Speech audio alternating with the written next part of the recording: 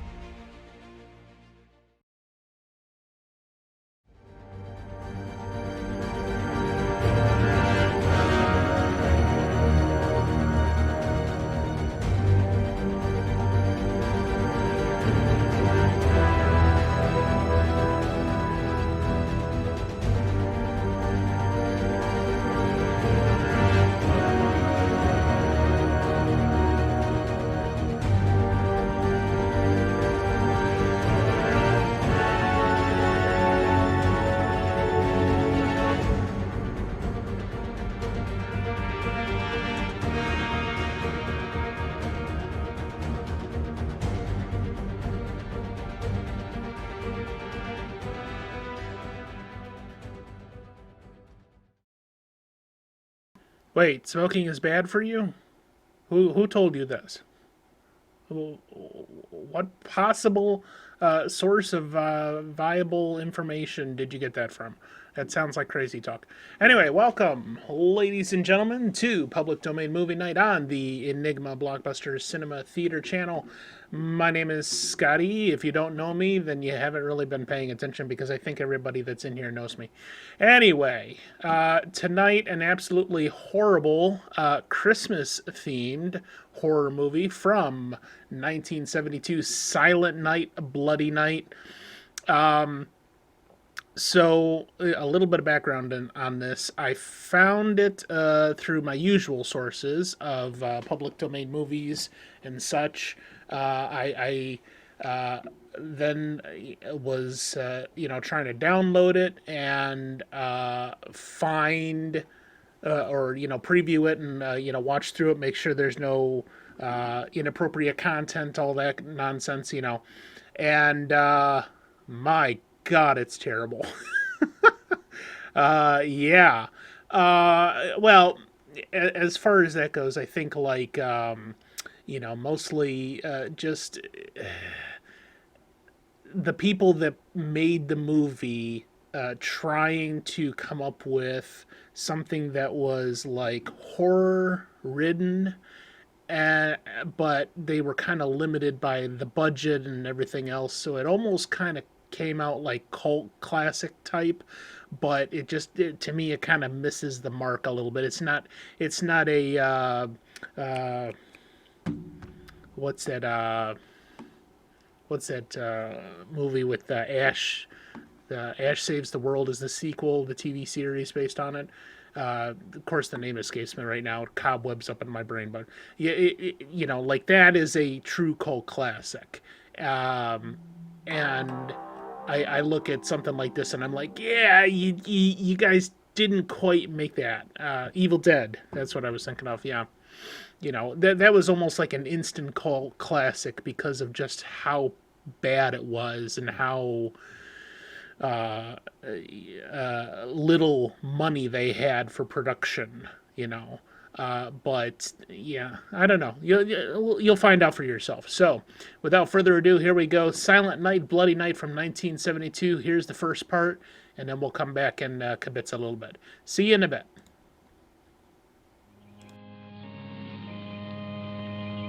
One last time, I have to see this ground. It's beautiful now, as if nothing had happened here. Soon they will tear down the main house, and then nothing will be left. Nothing. Except what I remember. I grew up in the town nearby, where my father was the mayor, and where this house stood, waiting for me. It was built by Wilfred Butler. We had never seen him, and he never lived at home. Until the day before Christmas in 1950, he finally did come back for the last time.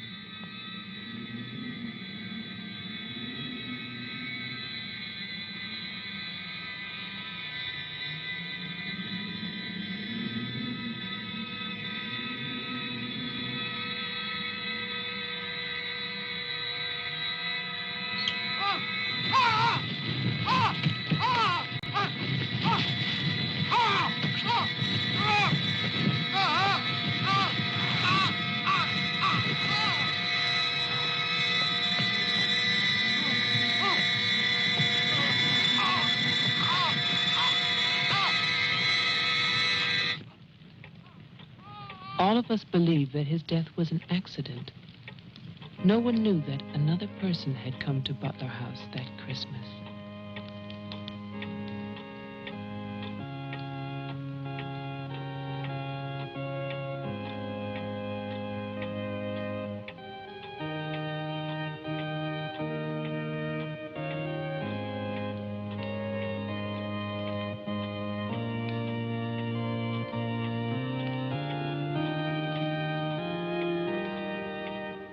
As Deputy Coroner of the County of Arlington, State of Massachusetts, I hereby find, upon evidence of an autopsy conducted by the medical examiner of this county, that the deceased, Wilfred Butler, died as a result of burns inflicted accidentally upon himself on his own premises during the afternoon of December 24th, 1950. No further inquiry shall be held over the body of the deceased, and this inquest is officially closed. All is calm, all is bright, round yon virgin mother and child.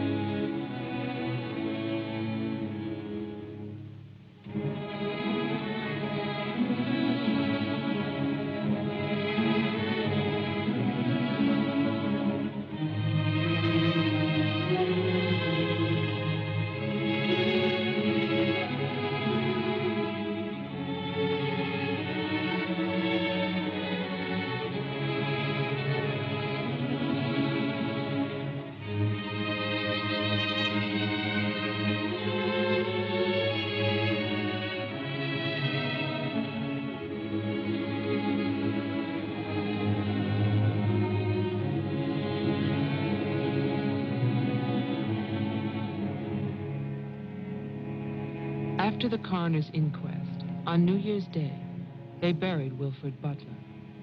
There was no one there to mourn him. It was the funeral of a stranger.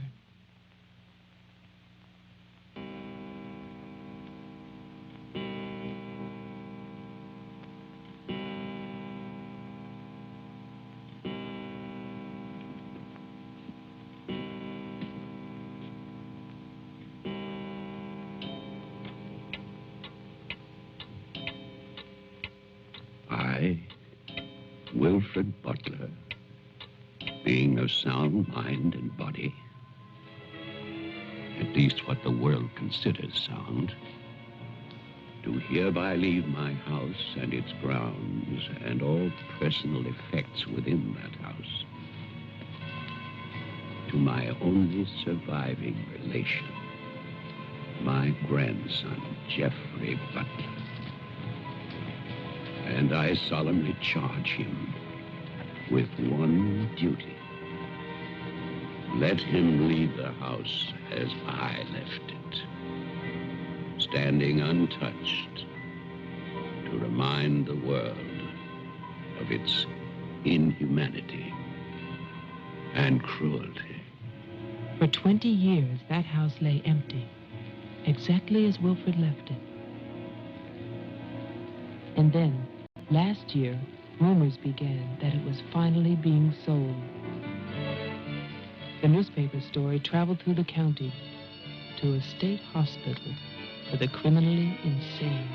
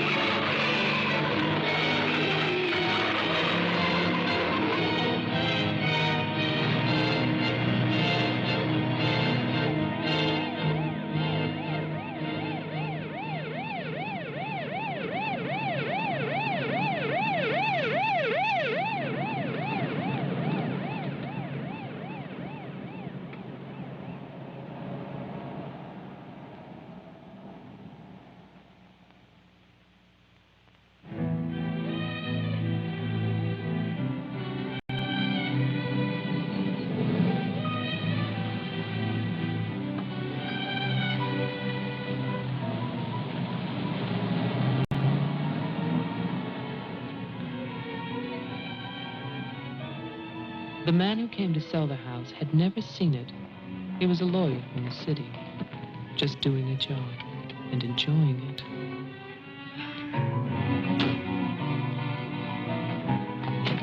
Stop and look serious, please. Oh, you're hopeless. Oh, look. Hey, wait, where you going now? The mayor's gonna have a fit, kid. One more shot. Come on. Stay there. I want one together. And smile.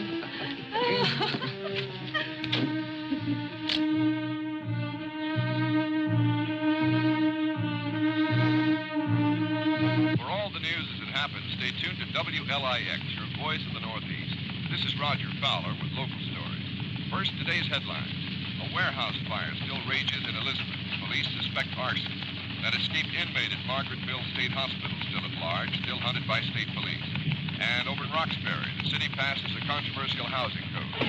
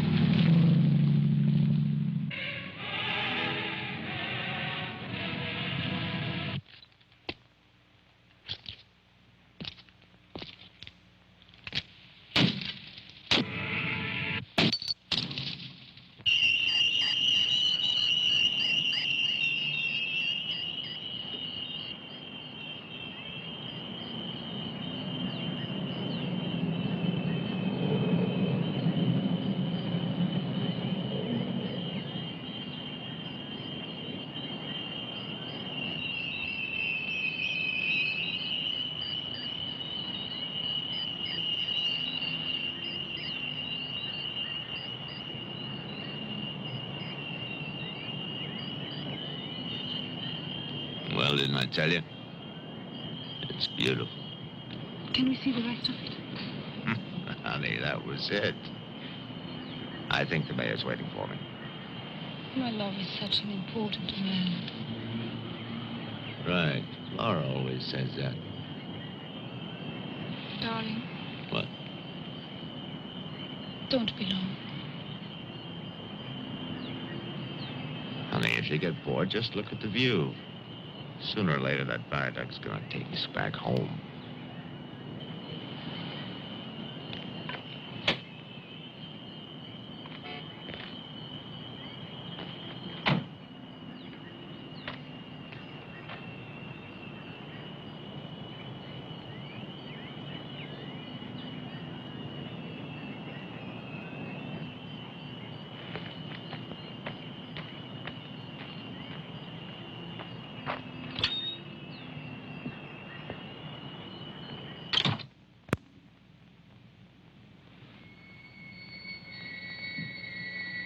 Mr. Carter. Mr. Mayor.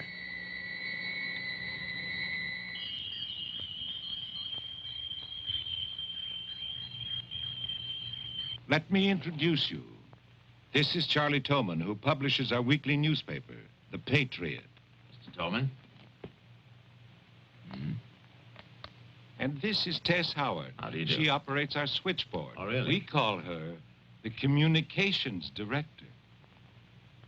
And this is Bill Mason, Mason? our sheriff.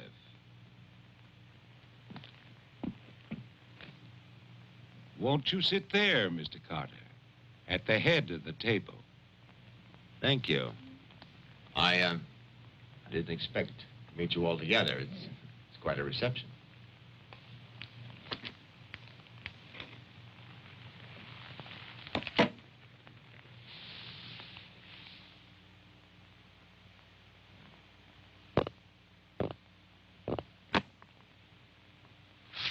All right, let's begin. As you know, I've been retained by Jeffrey Butler. The matter concerns the house that he inherited from his grandfather, Wilfred Butler. Go on, Mr. Carter. I believe that you offered to buy the house for my client. Offered. We begged him. We wrote letters and That's we... enough, Tess. Well, it's true. Trouble. There's always trouble. I can sympathize. I spent the last 20 years and more driving people away from there. Prowlers, burglars, kids, they're the worst. Chasing for nothing because of that will. That drivel about humanity. No, no, no. Inhumanity. What the hell is that, huh?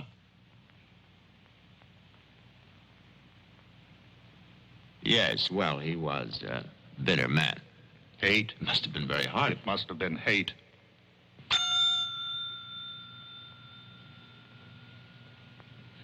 That man hated. Well, some people are like that.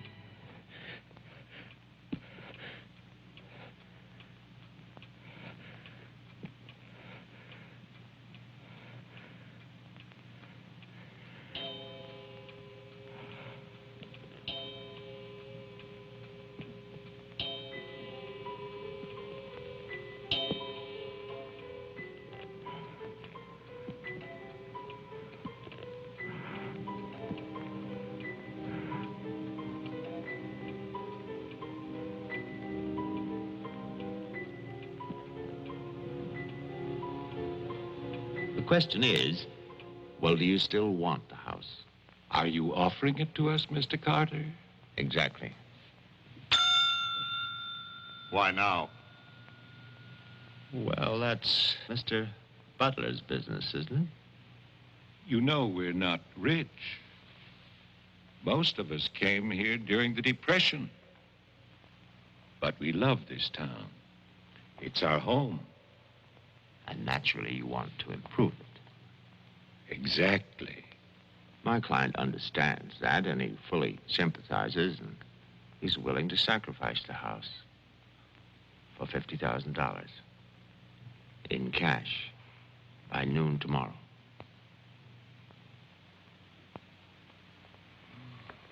That's an awful lot of cash. It's also an awfully good bargain. You could go to Wilton. You could go now to the bank. Am I clearly understood?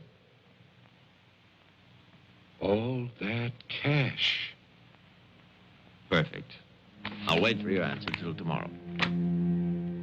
You're spending the night here? Yes. May I ask where? At the Butler House. We could put you up at the motel as our guest. No, the house is fine. The Paradise Motel. That's very kind of you, but I'm meeting Mr. Butler about some personal items. You'll want a phone. I can reconnect the line. Don't trouble, please. No trouble. You need a phone. Don't want to be stuck out there. Well, you've convinced me. Thank you. By the way, have you known Mr. Butler a long time? No, I've never met him. He called me and asked me if I'd handle this for him. I said yes. He had the key delivered to my office. Mr. Mayor, Sheriff, Mr. Tolman, Miss Howard, see you all tomorrow. In fact, I'm looking forward to it.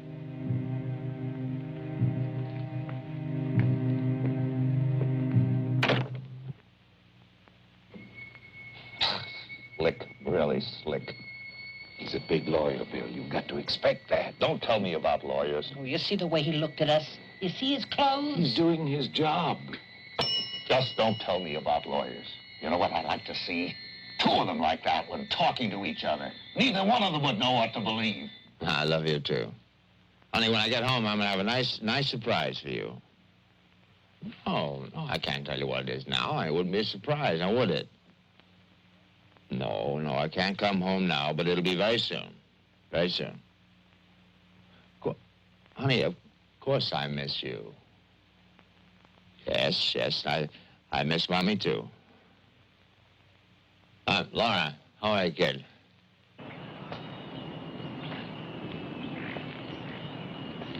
So I'll call tomorrow. No, I want to call. I want to talk to Jenny. Yeah, well, as a matter of fact, I'm having a fine time. Well, same to you, darling. What do you mean, hostile?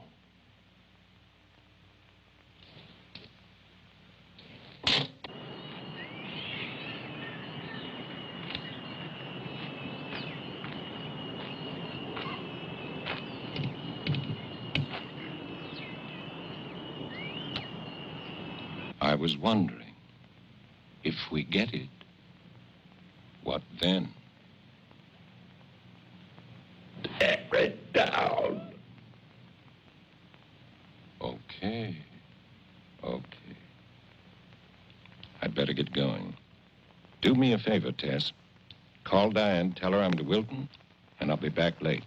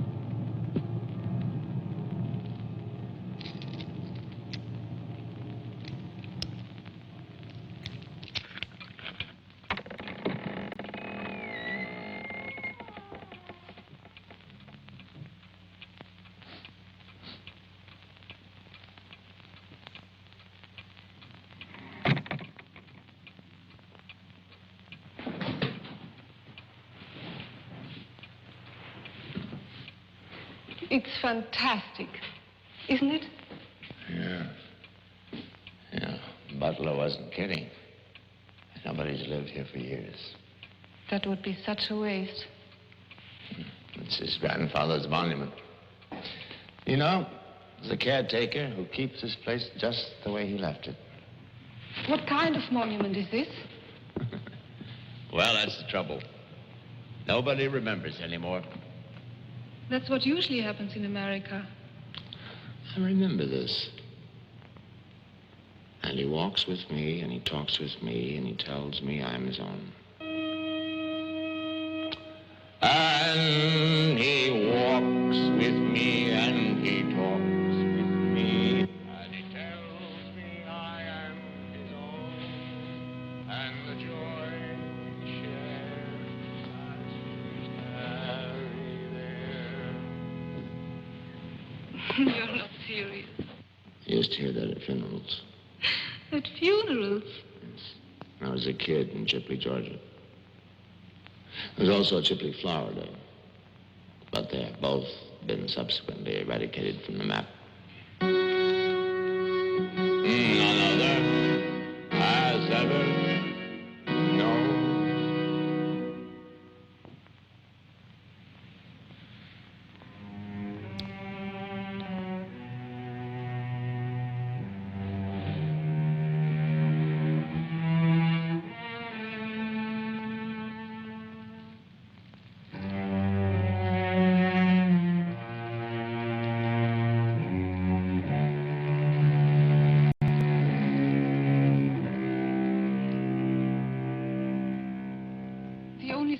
Was a delicatessen, so I brought you pastrami, salami, potato salad, macaroni, everything you like. I'll have bologna and macaroni. No, some of that potato salad. Did you pick the wine, too? The delicatessen man took a personal interest in its selection. Oh, well, we got lucky again. That's early 1970. That's hard to come by. Can I have some, too? Of course you may.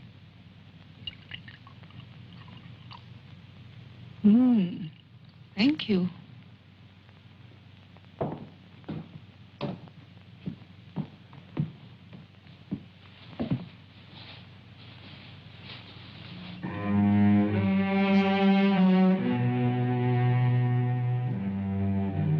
It must have been wonderful. What? The people who lived here. They must have had a wonderful life. Well, I hope they did. Wilfred Butler must have believed in something. Believed? Look at that stone fireplace, parquet floor, the mahogany, this table. And you probably think this place is made of wood, right? Well... Wrong. You know what his grandson told me? Underneath that wood, there's 2 feet of stone. The foundation is 8 bricks wide. Now, someday they're going to come in here and they're going to tear this place down and they're going to build little tract houses all over this property on quarter-acre and half-acre lots. And that bulldozer's going to come up that hill toward this house. And it's going to get the surprise of its life. They built a kingdom out here. Only nobody's left. No? Butler has a grandson. No. He's probably like the rest of us, wants money. You know, he's asking $50,000 cash for this place, and if he only wait, he can get at least $250,000. But he won't take his time. So he'll get screwed.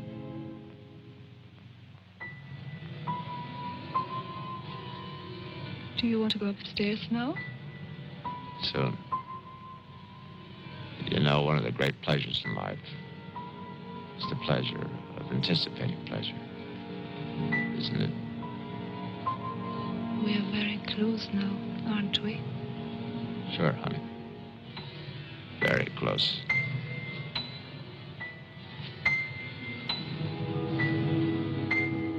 I don't see any beds yet.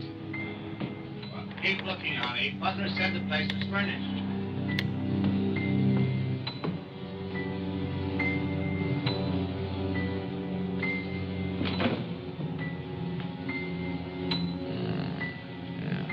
It's furnished.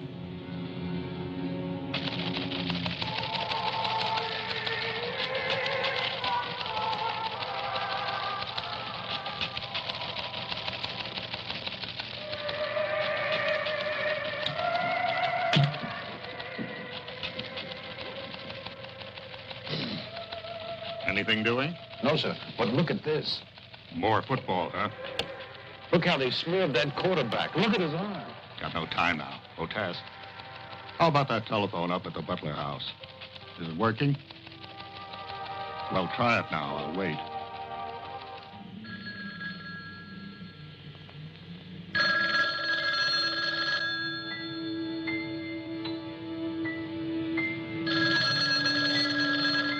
Hello? Oh, yes, Miss Howard. Yeah, the phone's working fine. Very nice of you to call. Thank you. Good night. Honey, I'm going down to the car to get some cigarettes. Be back in a minute. Okay. Don't get lonely. No. Okay, so that's the end of part one there.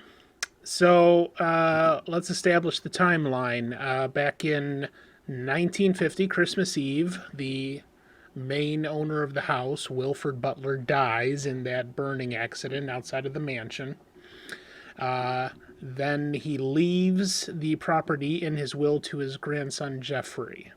20 years later, in 1970, we've got this lawyer, John Carter, who's arriving there with his mistress, Ingrid, and he's been charged by Jeffrey to sell the house. So he meets with the town leaders, the mayor, the sheriff, Charlie Tolman. So, like I said, it took me a minute to figure it out, that he was a mute and that he was using that bell to communicate. And that comes into play a little bit later, you'll see.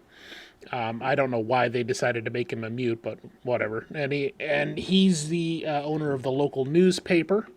And then Tess Howard, who is the switchboard operator. And that will also come into play here in the next part. Well, you just saw at the end of that, she rang up to the house to make sure the connection was working and all that. And you'll see exactly how that part of it plays out. So he's trying to sell the mansion for $50,000 cash. And now keep in mind, this is on Christmas Eve, and he wants that cash in hand tomorrow by noon, Christmas Day. Yeah. Yeah. I don't know. But in any case, yeah, that's all part of the storyline. Now, what we're going to see coming into the next part is I don't want to ruin it, but I'll say this: the main characters start dying one by one as part of this storyline, and I think the time involved, like if you watch some other movies from around that era, like the original Romero Night of the Living Dead, and other movies like that, they make a big show out of the method of murder. Like you saw the stabbing of the dog earlier on.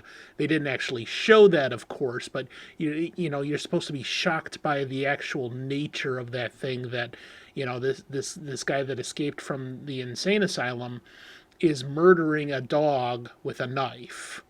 And you hear the dog yelping, but it was,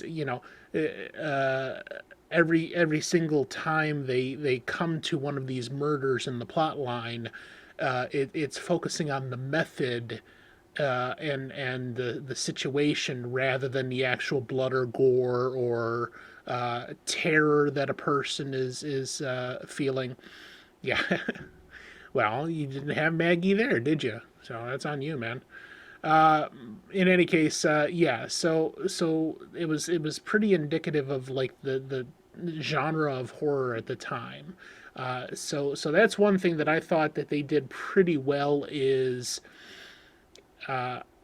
focusing on each individual murder as it takes place, and talking, showing how that method came to be, and then you'll start to see some of the nuances emerge from the murderer as to how exactly he's going about this business. So we're going to take a short break here and then come back for part 2. Stay tuned.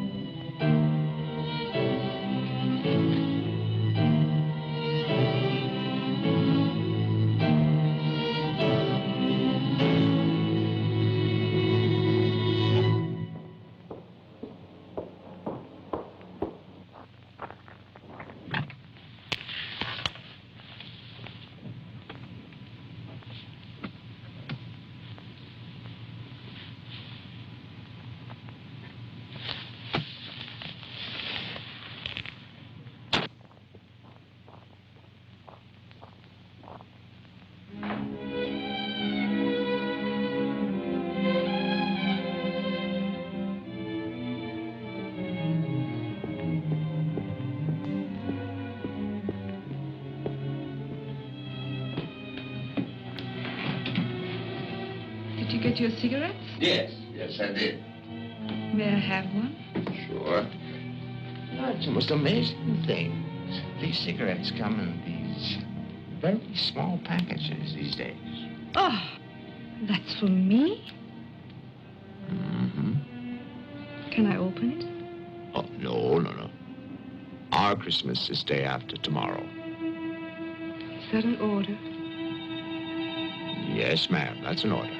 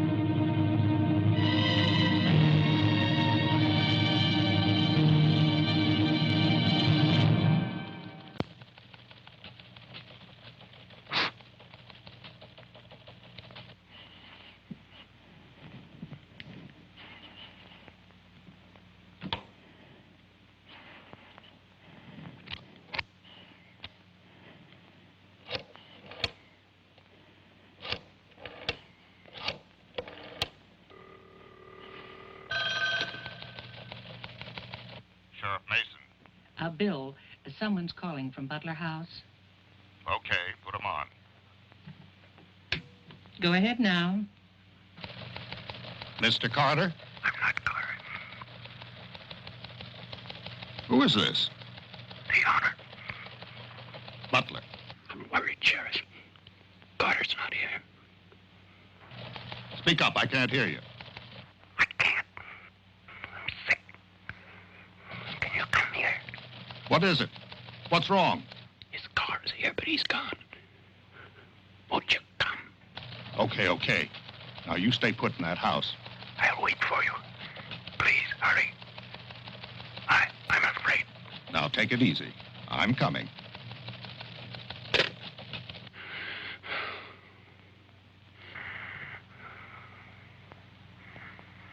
Mr. Butler, are you done?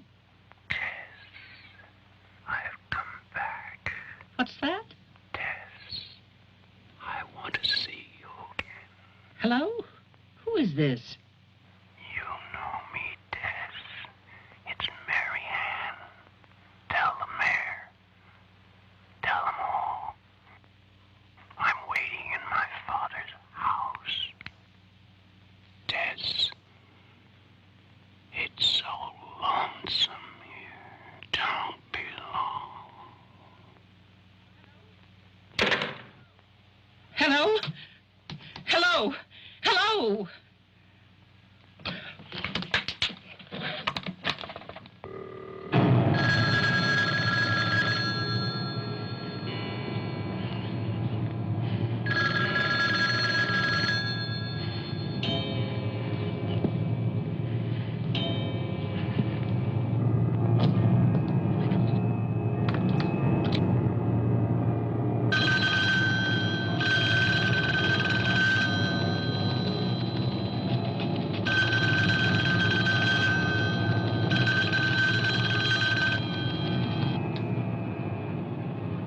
my God, where is everybody?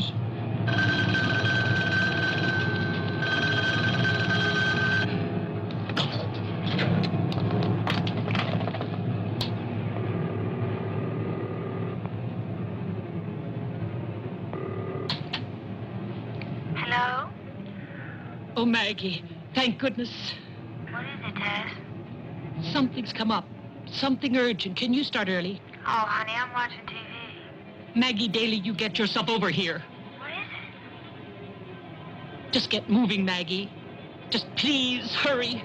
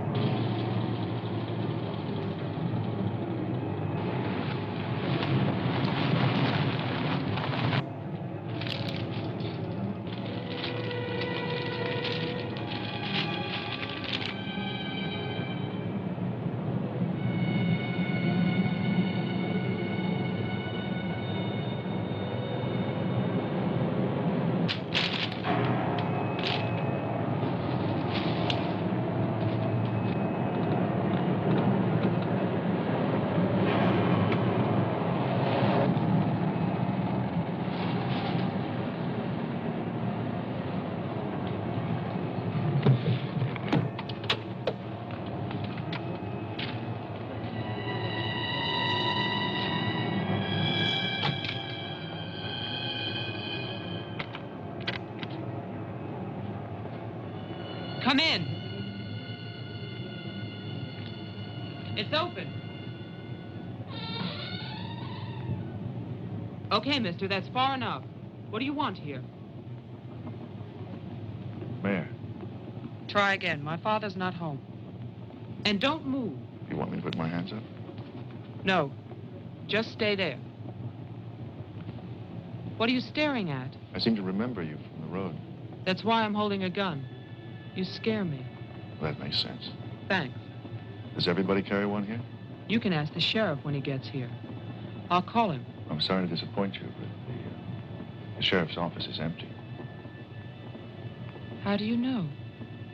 I was just there. Who are you? Jeffrey Butler. Oh, you're the one who's selling the house. Yes. Have you any ID? Come on. Don't laugh at me. I want your ID. Some maniac escaped from Margaretville.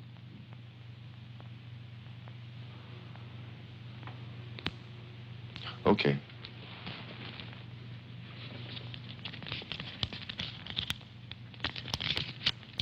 Put it on the table.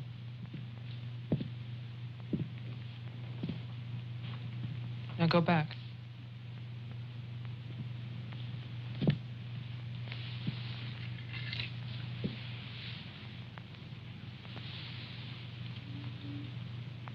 California license. Lucky you. Would you like to see my maniac card from the asylum? They give you one when you escape. There's a big scarlet M on it so people won't get confused. Okay. Look, I'm sorry about the gun. My father's in Wilton getting your money. All I want to do is to get into my house. The sheriff's deputy might have a key. He's about the only one I know of. Well, where's he? You go down the road about 1.5 miles till you come to a white house with a white fence, and then you can't miss it. Thanks. That's okay. Merry Christmas. Same to you.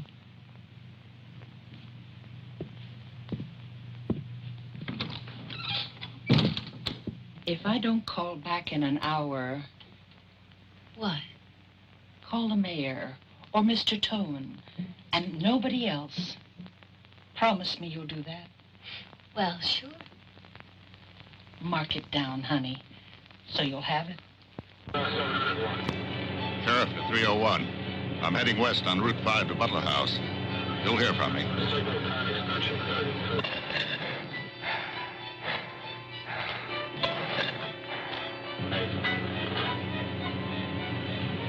What the hell? What's that light out there?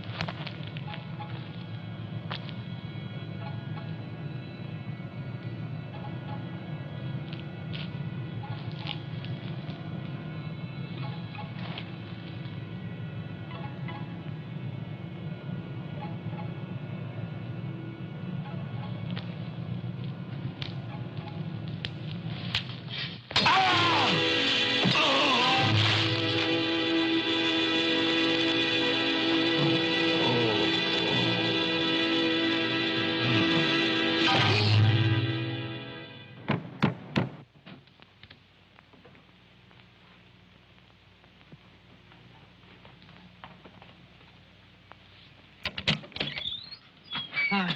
Hi. Did you find the deputy? No, I wasn't there. Oh. I was thinking, isn't your lawyer supposed to be at the house? The door was locked. His car was there, so I borrowed it. You mean you stole a car? Yeah. Keeping it warm. What if he needs it? Let him find me. Who's coming to dinner? Oh, Daddy. We always have dinner every Thursday. Do you want something? No, I ate Paradise Motel. Yeah, I know. It's awful. What about a drink? Yeah. It's cheap bourbon, but that's a big favorite around here. Do you want ice? No, straight. You look tired. I am tired. Well, here's to a fast dollar. Cheers.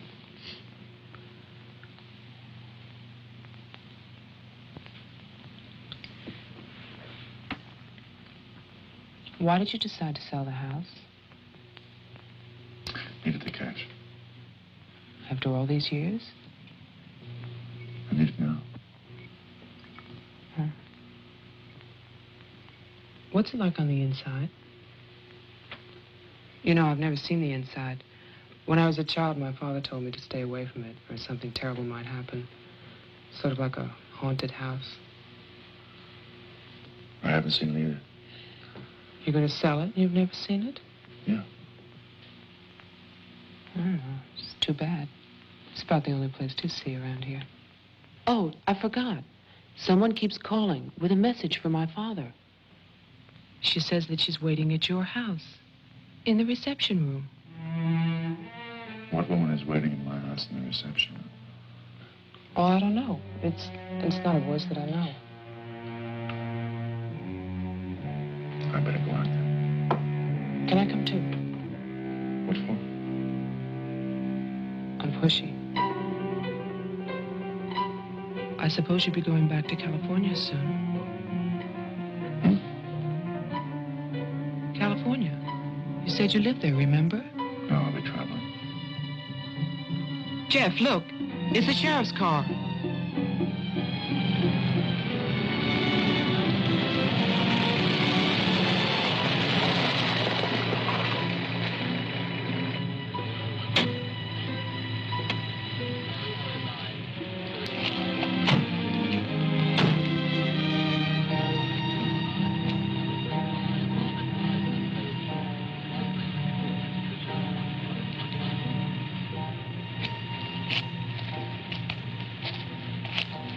There's a light. Look at that tombstone. Pretty cheerful. Who bears the cross shall wear the crown. Wilfred Butler. My grandfather. Oh.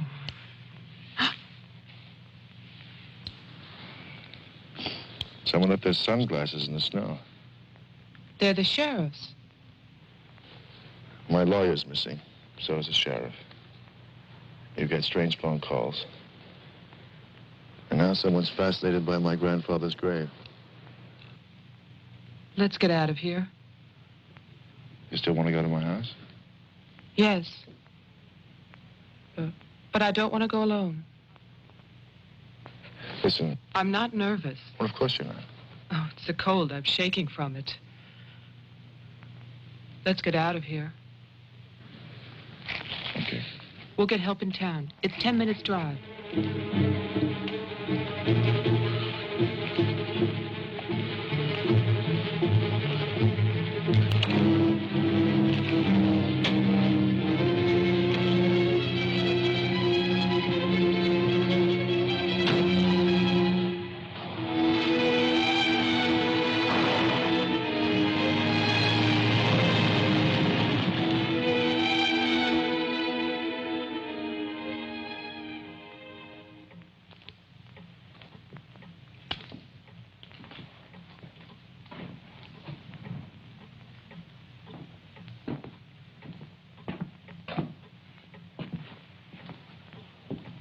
Good night, Mr. Toman. Have a nice holiday.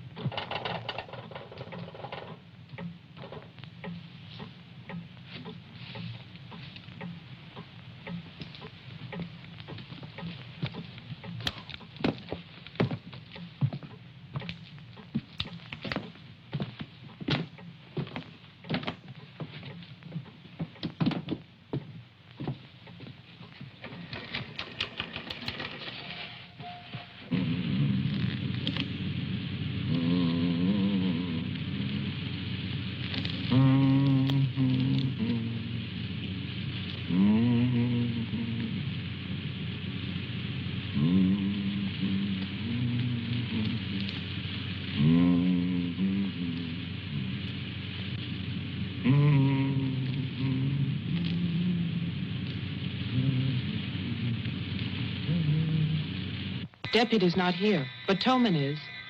Who's Toman? Come on, you'll see.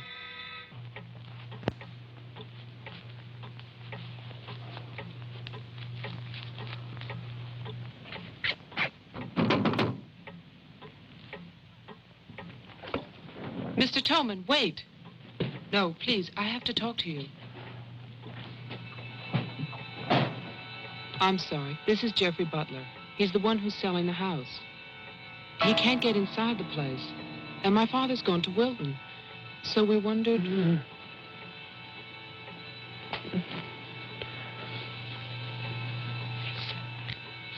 Anything wrong? He'll tell us. Tess has gone to his house. Why would she go there? I don't know. Anyway, she won't get in. You say it's locked. He says she hates the place. Would you like to drive there? Diana could stay here, lock herself in. I need a key.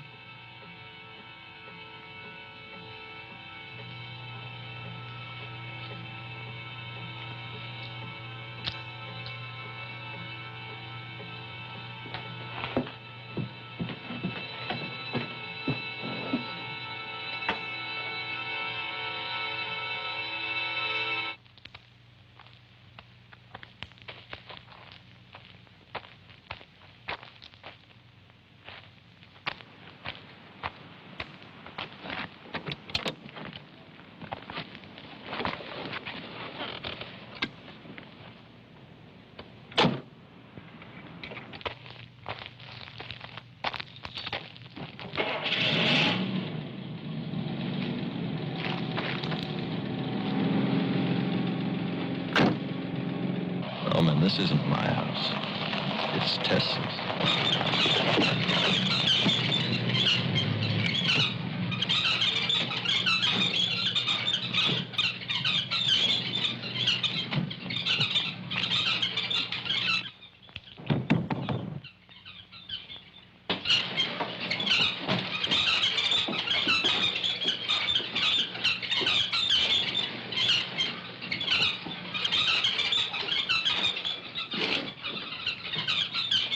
Well, Tess isn't here. Are you satisfied? She must have gone to my place. Well, why wouldn't she go there? She hates it. Maybe she went to see the woman who's there. Someone called the mayor's house before. Said she'd be waiting.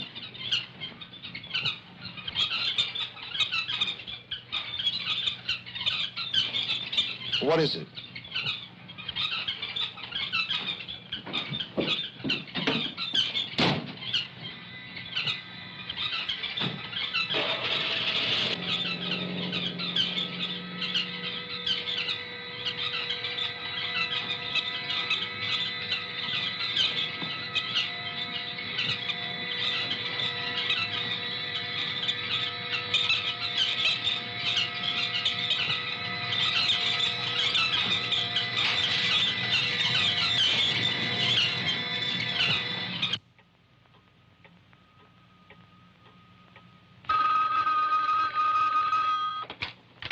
Hello, Jeff?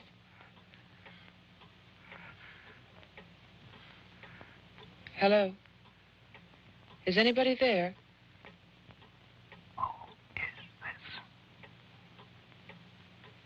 I'm Diane Adams. I spoke to you before. Bring your father to the house. This is Marianne. Tell him I have the diary. I'm waiting. Who are you? He'll know. Christmas Eve, 1935. Hello? Hello?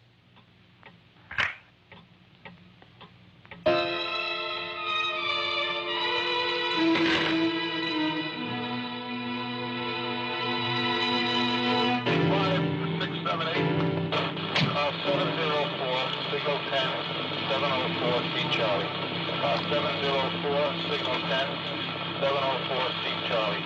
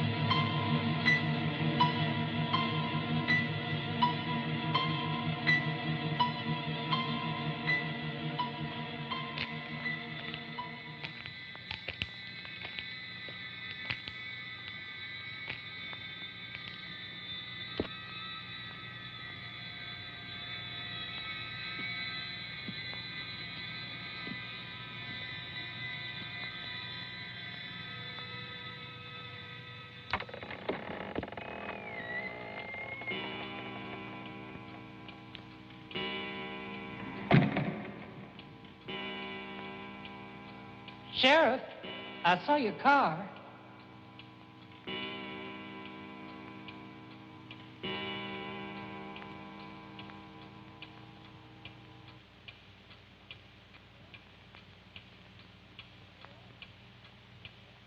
Bill?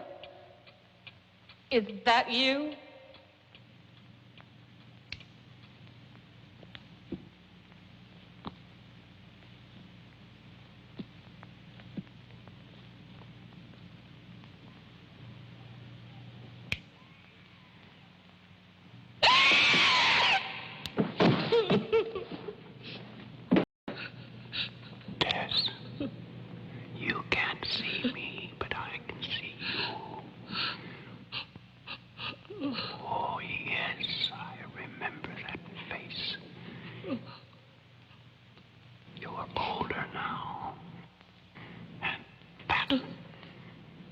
But still, Tess. And you're frightened, aren't you? Don't be afraid. I want to help you. Take my hand. Take it, Tess.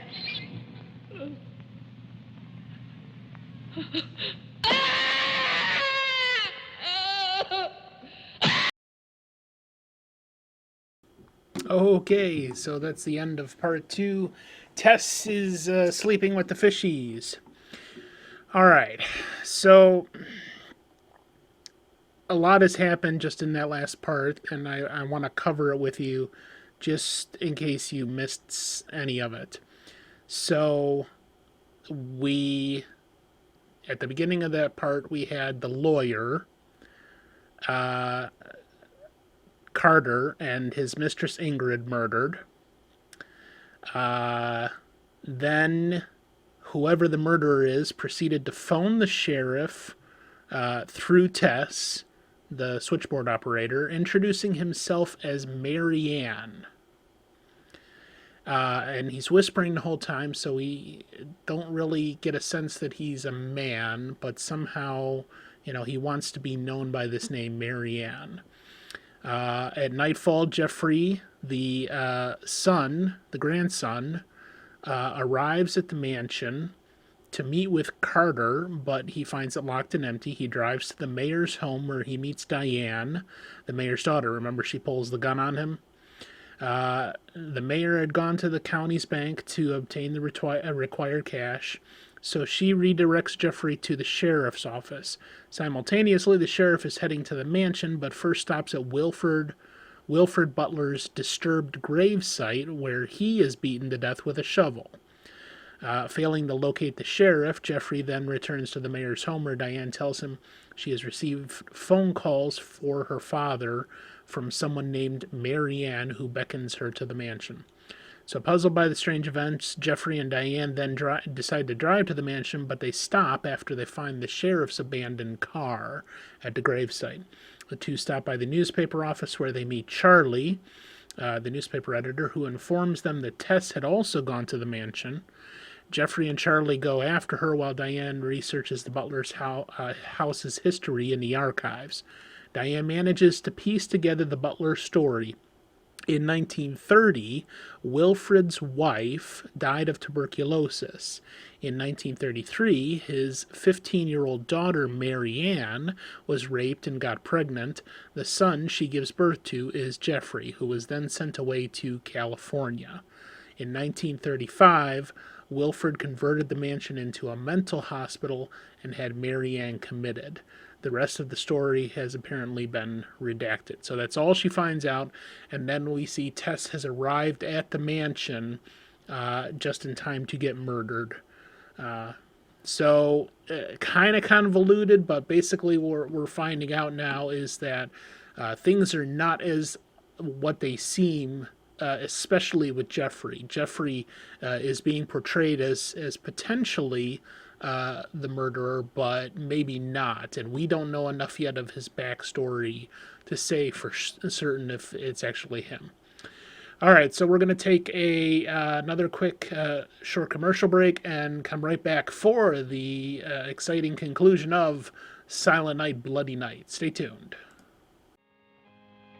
The person on the telephone said 1935, Christmas Eve, but that's not the beginning. In 1927, Butler House was restored by Wilfred Butler. After that, I find social notes, parties, nothing special. Then, in 1930, Butler's wife, Catherine, dies of tuberculosis. In August 1933, it starts. Wilfred Butler's daughter is cruelly attacked and raped. Her name is Mary Ann, the same name as the caller who left those messages tonight. She's 15 then. On May 2nd, 1934, Mary Ann Butler gives birth to a son, Jeffrey Butler. Jeff. Early in 1935, Butler House is turned over to a Dr. Robinson as an asylum for mental patients. And then Butler goes on to say that he has committed his own daughter. Mary Ann will live at the asylum. There's no end to this story. It's been carefully cut out of all the papers. Why would Toman do that?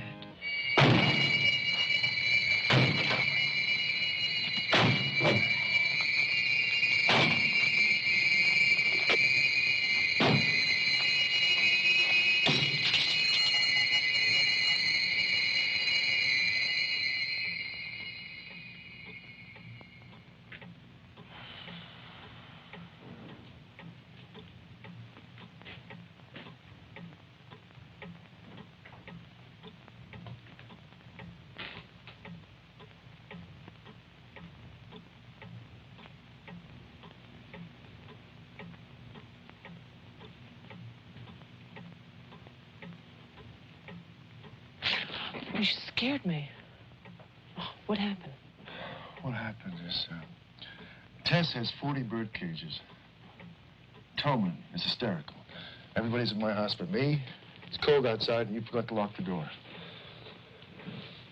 Joe, how old are you? How old am I? You mean, how many years have I lived? No. There's a lot in the paper about your family. I don't want to talk about my family. Wait a minute. There's a woman calling, and she says her name is Mary Ann. That was your mother's name, wasn't it? My mother died in childbirth. That's when I started traveling. It's not what the papers say. What's your point? I just thought that you should read something for your own good. Nothing you could tell me about my past or future would be for my own good.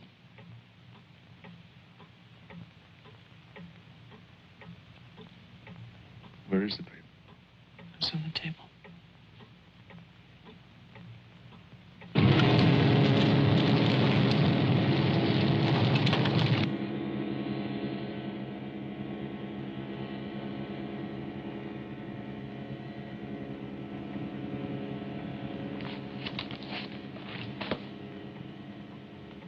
It's so stupid to lie. I missed the whole event. Jeff, maybe your mother's still alive. Maybe she's waiting for you at the house. I don't know.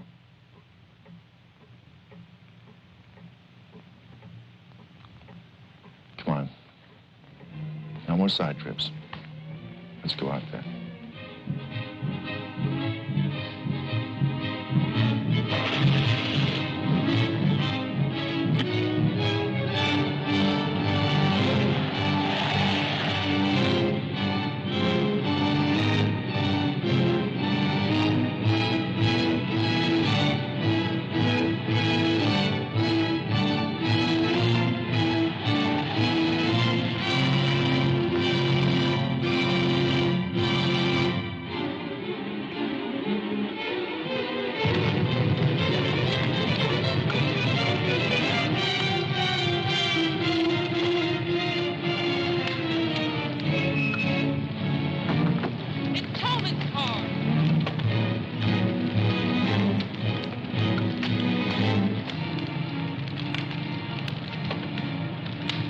It's empty.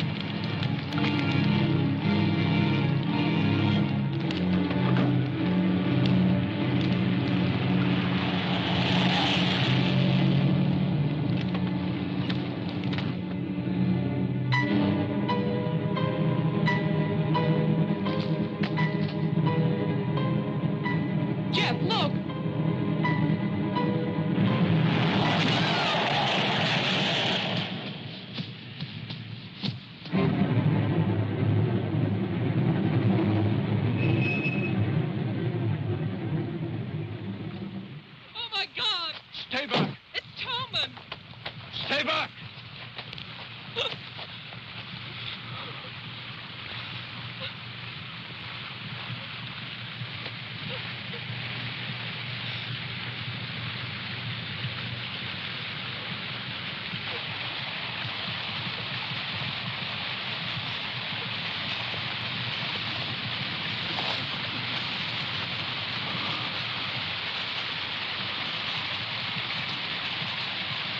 dead.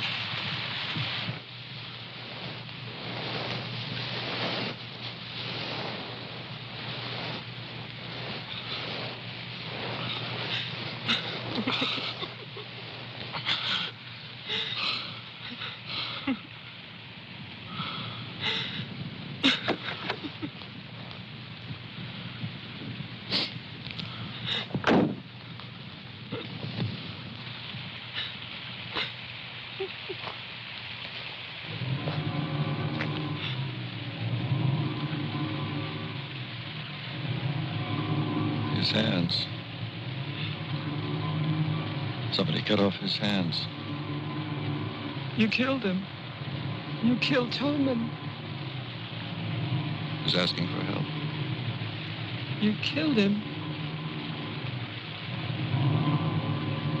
Get in the car.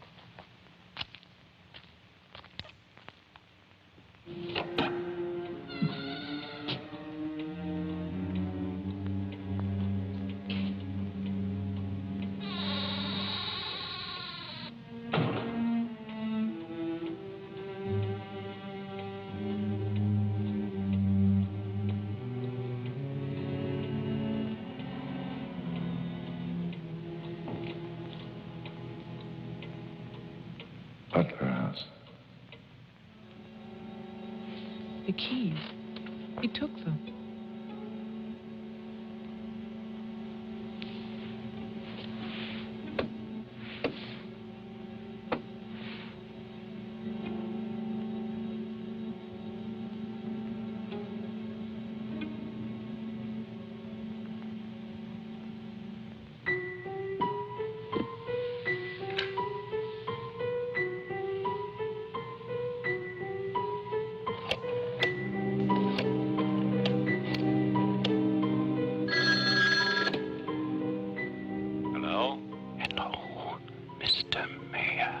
Yes, what?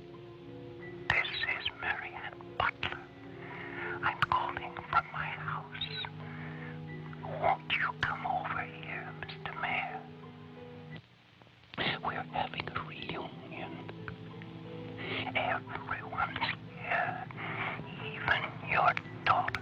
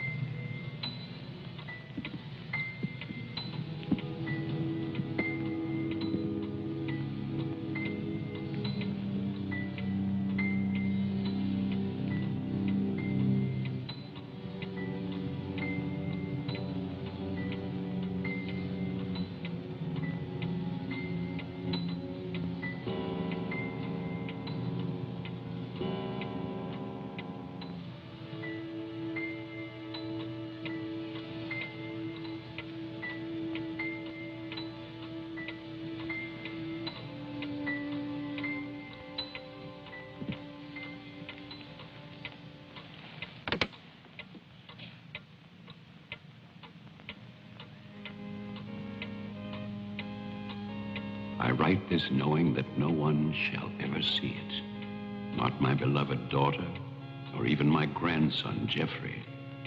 I write for myself in the hope of forgiveness, if that is still possible.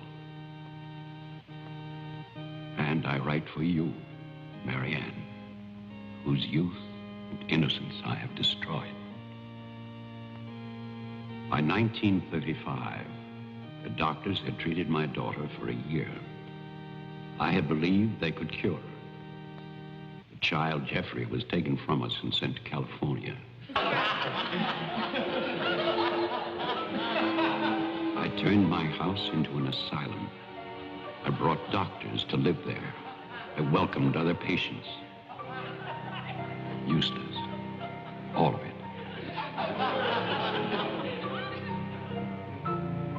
I remembered what she had been. There was never a lovelier, happier child.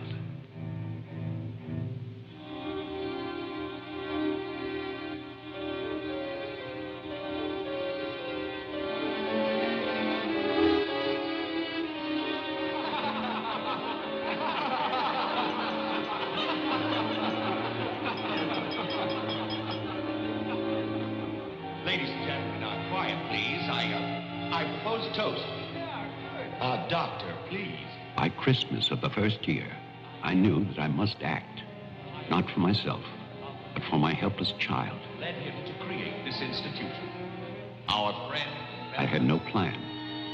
All I knew was that I must take her from these men with their promises, their lies. Shall we? Huh?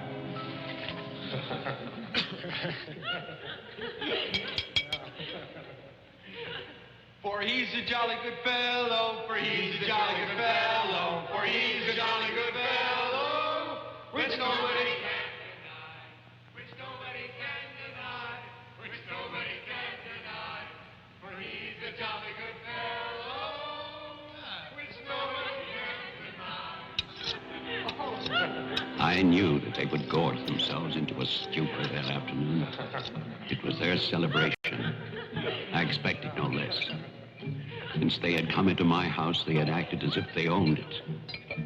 They had behaved like poor relations, half guilty, but finally unable to control their appetites.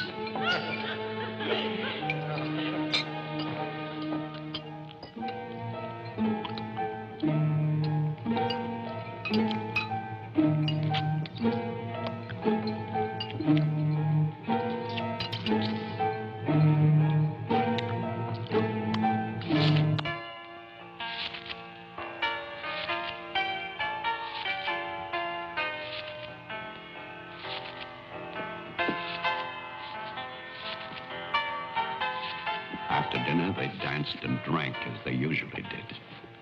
All the time, Robinson would smile and reassure me. They expected me to believe, because I had no choice. Wilfred, trust me. He really believed Marianne would be well. He saw a light. There is a light at the end of a long tunnel. Believe me. There is a light at the end of a long tunnel.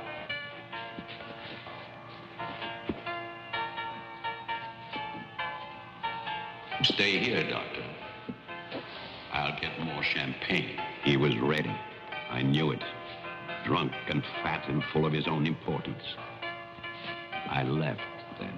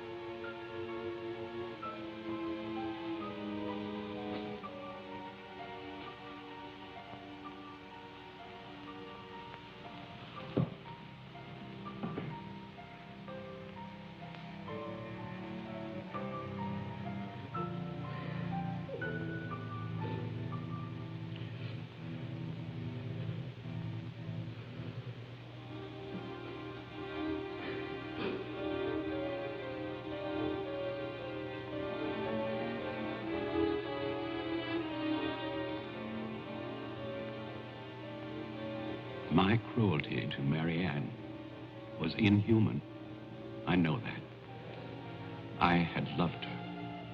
I had fathered our child, Jeffrey. I had brought her to this. But I swear that on that afternoon, all I wanted was to save my child.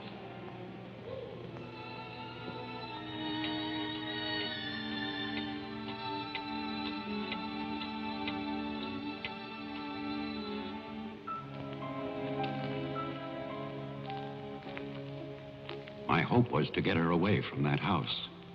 But also, I wanted to set free those other wretches who had so long been abused by the doctors.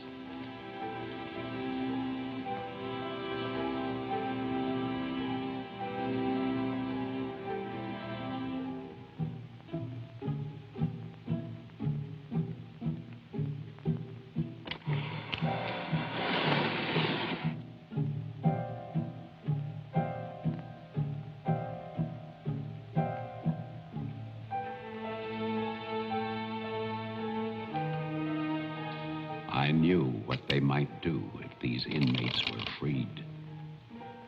And this is my guilt. I knew. And still, I freed them.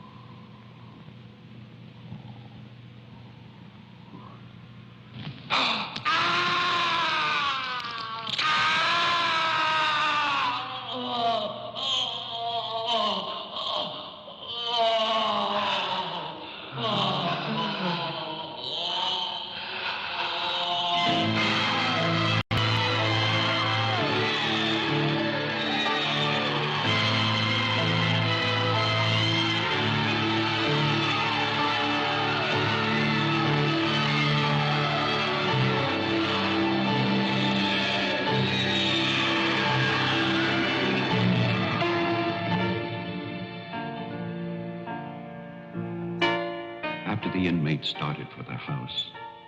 I went to get our car to take Marianne away. I do not know exactly when she slipped away from me. I assume that when they saw her in the dining room, the inmates believed her to be part of that household which they hated. And so, they killed her. Later, there was a celebration.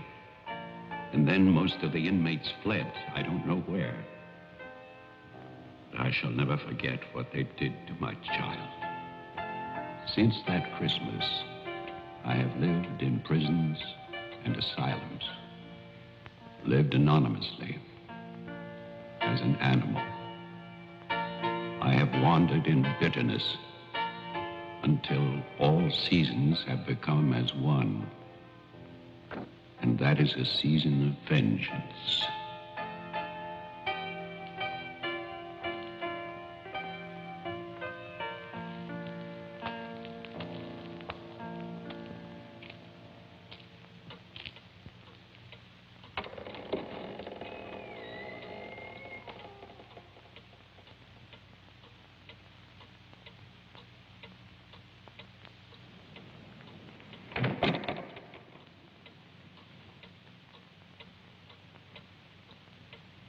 Jeff.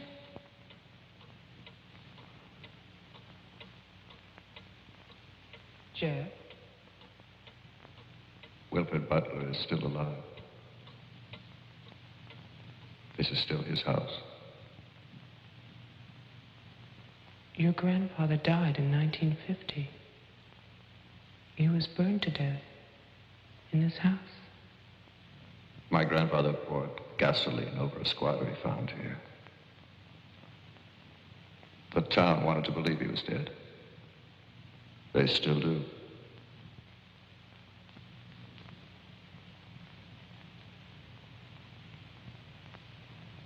This house was an asylum. There was a massacre by the inmates. Tess, Tolman, the sheriff. Your father. No. All inmates. They killed my mother in this room.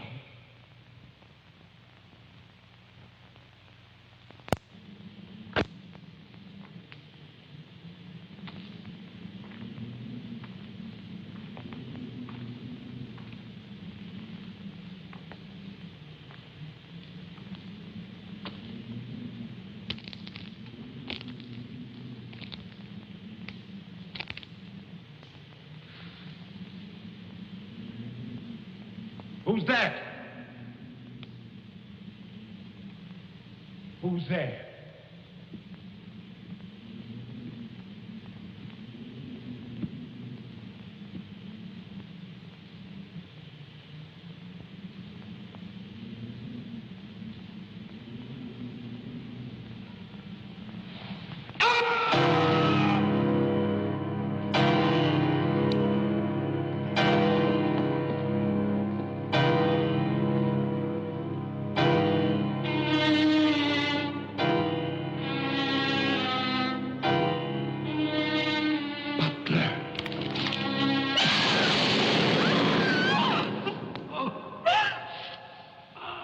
Oh, no. No. Oh, God, no.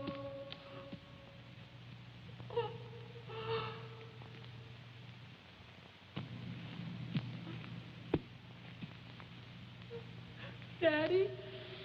Daddy?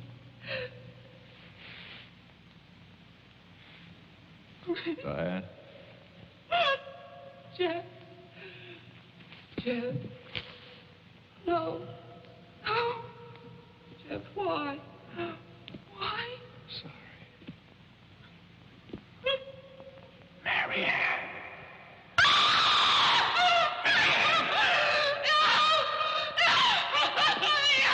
Don't run away. Don't. I'm your father. Don't be afraid. I won't hurt you. Please. It's all right.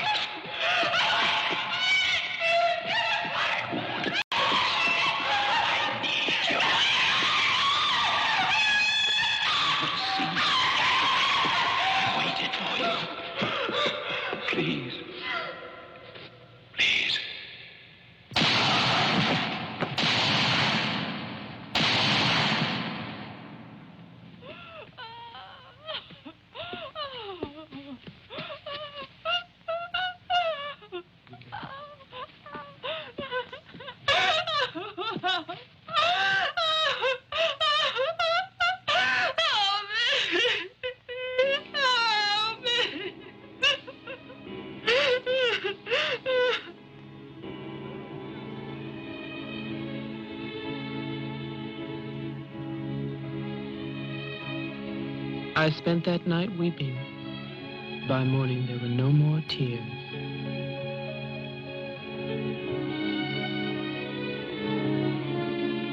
I know that my father and Jeffrey both thought they were shooting at killers, but they were simply the last victims in that house of victims.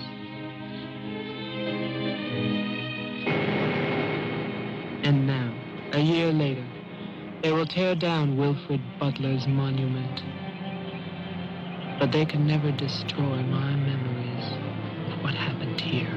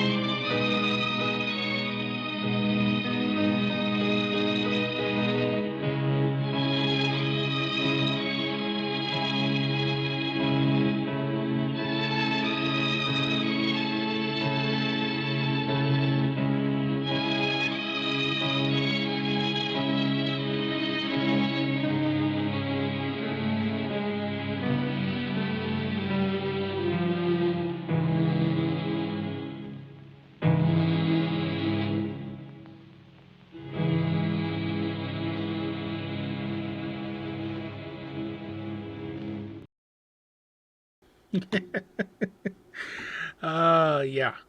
So there you have it. Yeah, let's wrap that up because it's such a convoluted storyline that I think it needs a little bit of explaining at least. So we left off, we knew that Butler's daughter, Marianne, got raped and pregnant, and the son she gave birth to is Jeffrey. And then he was sent away to California. So then he comes back. He's trying to get the house sold because he's the heir, or supposedly the heir. In 1935, Wilfred converted the mansion into a mental hospital and had Marianne committed. So we go back through that cutscene that's showing the past, and it started out like everything was on the up and up, and Wilfred, out of the kindness of his heart, wanted to have his daughter, who apparently was mentally ill, become, at least be treated, if not finding a cure for whatever her mental illness was. And so he converted the mansion into an insane asylum. And at that point, he hired and brought in doctors and nursing staff and something else. And these were the people that he was around the table having dinner with on Christmas Eve back in 1935, I think. Yeah, 1935. So that was him having dinner with the hospital staff in this insane asylum that he had created in his home, and apparently had brought in other people that were actually mentally unstable, and they were the patients in this hospital. Then somehow, because the staff couldn't cure his daughter of whatever was ailing her, he grew to hate them. And apparently the patients grew to hate the staff as well. Maybe because of mistreatment or whatever the case may be. It was kind of pushed in the storyline that the hospital staff was either abusive or just, had these gigantic egos, that they were hot shit or something, and therefore everybody hated them. So then Wilfred goes to release his daughter and release all the other inmates at the same time because he wanted them to be free. And then we are led to believe that the inmates, of their own free will, gathered together real silently, walked across the lawn into the house, and just stood there all nice and neat, looking scary as all fuck. And the one guy who is kind of like the ringleader breaks the glass and takes out the one guy's eye, and then they murder all the hospital staff. And in the meanwhile, Marianne gets murdered as well. And then it is revealed, at least partway through that Wilfred is actually Jeffrey's father.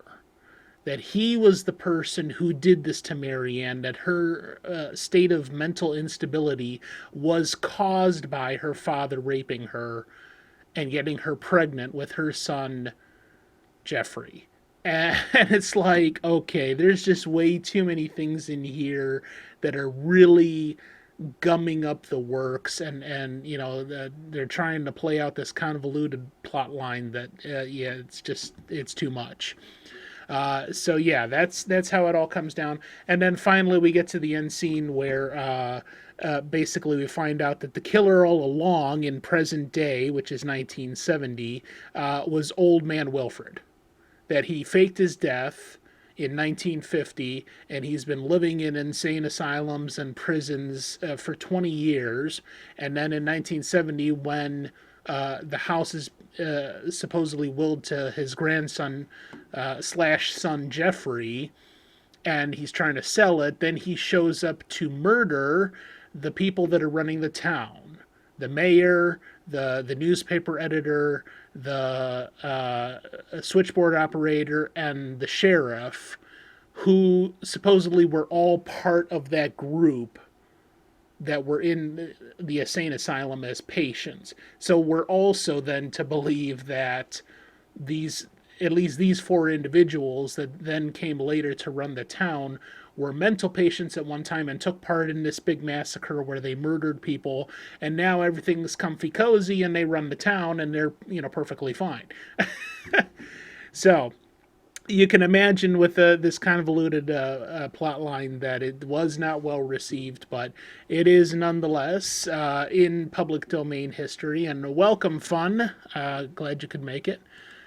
And there you have it. Silent Night, Bloody Night. Interesting plot line, but I mean, I don't think they really did it justice creating it. The other one other note that I wanted to make before we start closing out here is that one of the producers is Lloyd Kaufman.